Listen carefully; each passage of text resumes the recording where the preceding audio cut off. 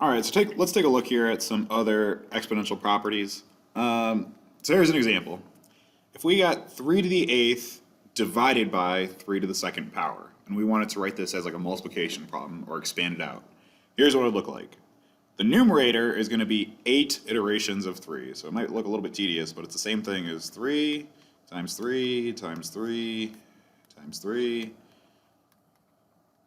oop, something like that, 3.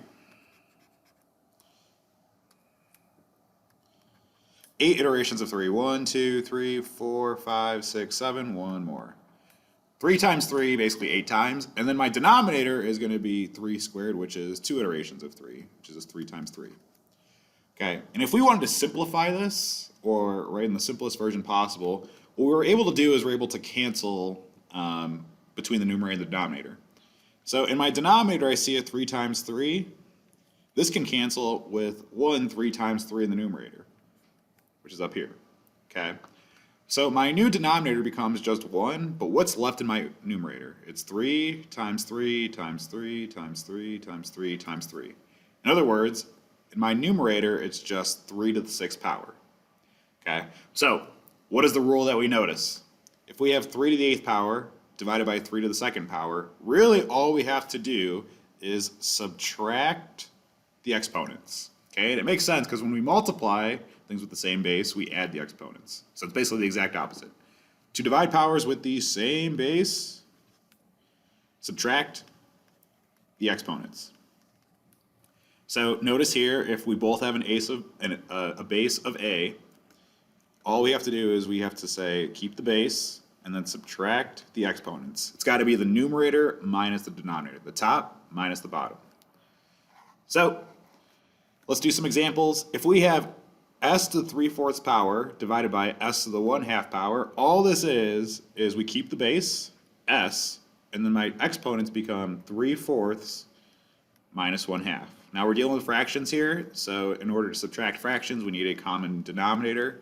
We could rewrite this as s to the 3/4, and then to turn this 2 into a 4, it would become 2/4. Multiply the top and the bottom by 2. So now that we have the same base, we can subtract. This should be s to the 1/4 power. Okay, a couple others here.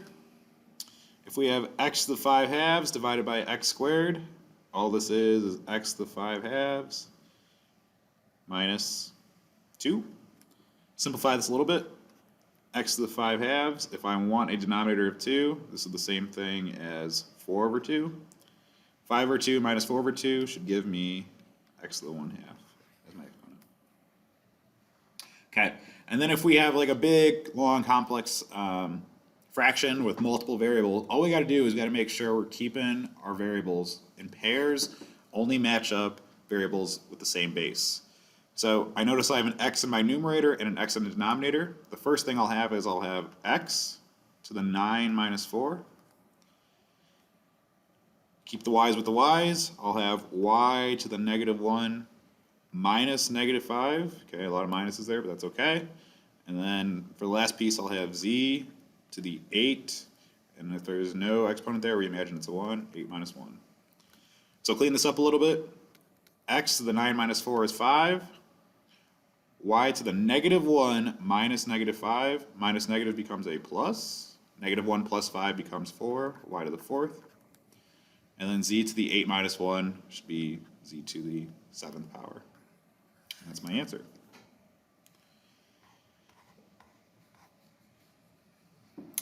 Now, for raising a quotient to a power, okay, so what we notice here, in comparison to the ones we did up here, this entire fraction, 3/5, is being raised to the 3rd power.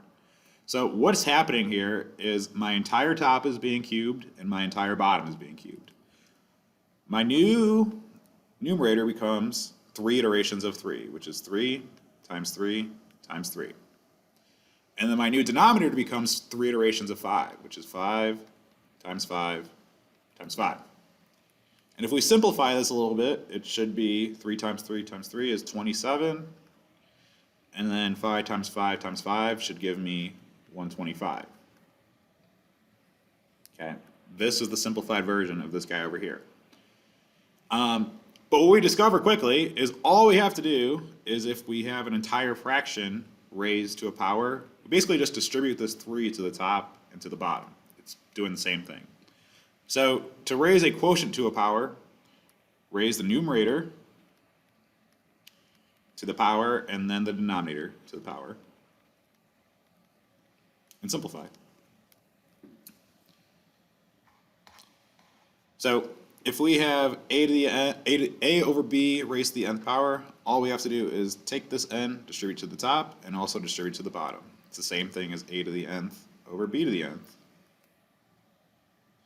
So if we do a few examples, let's look at letter A. This 2 is going to distribute to the 4 as well as to the x to the third power. So what this looks like, if we focus on just our numerator, it should be 4 squared. Okay, nothing too crazy in the numerator, but if you look at our denominator, it's going to be x cubed squared. Okay, if I clean up the numerator, 4 squared is equal to 16. And if we have a power raised to a power, remember that's the topic we talked about last time, power raised to a power, we have to multiply here. 3 times 2 is equal to 6. It should be x to the 6th power.